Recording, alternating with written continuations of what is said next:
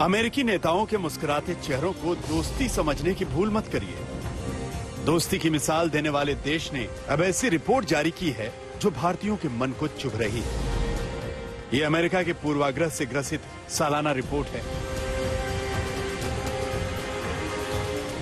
कहने को तो इसमें अमेरिका दुनिया भर के देशों में धार्मिक स्वतंत्रता की स्थिति बताता है, लेकिन अमेरिका की धार्मिक स्वतंत्रता के आकलन में पूर्वाग्रह का पहाड़ साफ दिखाई दे रहा है। और ग्लोबल कही जाने वाली इस रिपोर्ट में टारगेट पर दुनिया के 30 देश हैं।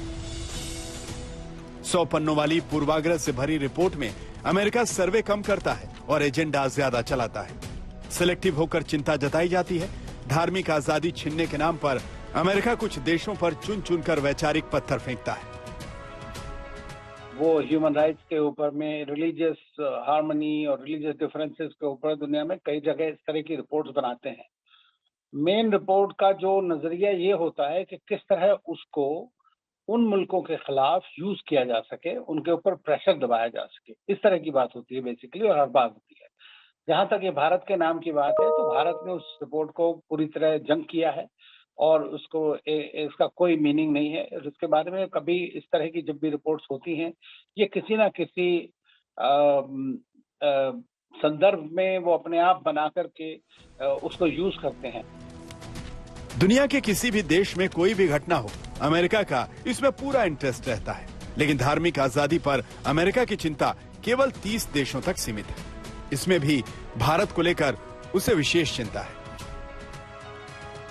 अमेरिका इस बात से परेशान है कि भारत में यूएपीए का इस्तेमाल किया जाता है। अमेरिकी कमीशन का दावा है कि इसका इस्तेमाल केवल अल्पसंख्यकों पर हो रहा है। त्रिपुरा हिंसा पर अमेरिकी कमीशन का दावा है कि केवल उन लोगों पर कार्रवाई हुई जिन्होंने अल्पसंख्यकों पर हो रही हिंसा का मुद्दा उठाया। धर्म परिवर्तन को लेकर भी रिपोर्ट में चिंता जताई गई। दावा किया गया कि गैर हिंदुओं के खिलाफ धर्मांतरण पर कानून लागू किया जा रहा है, जिसकी वजह से अल्पसंख्यक समुदायों के खिलाफ हिंसा हो रही है। CANRC का भी खुलकर विरोध किया गया है।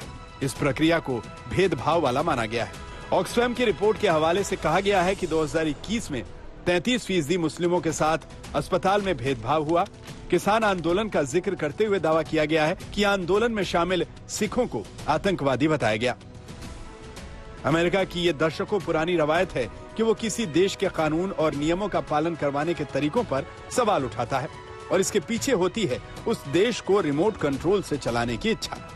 अगर आप भाई लॉजिक सोचें तो ये सोच सकते हैं कि जैसे भारत ने इस वक्त यूक्रेन में जो वॉर हुआ है उसके बारे में अपना पूरा एक इंडिपेंडेंट, एक प्रिंसिपल्ड स्टैंड रखा है और उसमें कोई भी दबाव में भारत अब तक नहीं आया है किसी के, क्योंकि भारत का जो है बड़ा प्रिंसिपल्ड स्टैंड रहा है। तो इस चीज में ये हो सकता है कि एक तरह से आपको खाली एक नीचा दिखाने की कोशिश कर सकते हैं इसको कि आपके यहाँ पे प्रॉब्लम्स हैं। लेकिन अगर आप देखें तो अमेरिका में कितनी प्रॉब्लम है, सबसे ज्यादा ह्यूमन राइट्स वायलेशंस कहिए, अभी डेमोक्रेसी का सबसे ज्यादा हनन वहाँ हुआ है।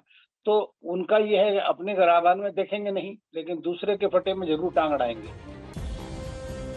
अमेरिका हर साल धार्मिक आजादी पर सवाल उठाने वाली रिपोर्ट में भारत को चिंताग्रस्त श्रेणी में डाल देता है। हालिया रिपोर्ट पर भारत सरकार की ओर से कोई टिप्पणी नहीं आई है, लेकिन पिछले साल जब ऐसी ही रिपोर्ट पेश की गई थी जिसको भारत ने पूर्वाग्रह से ग्रसित बताया था और भारत के मामलों में दखल ना देने की बात कही थी।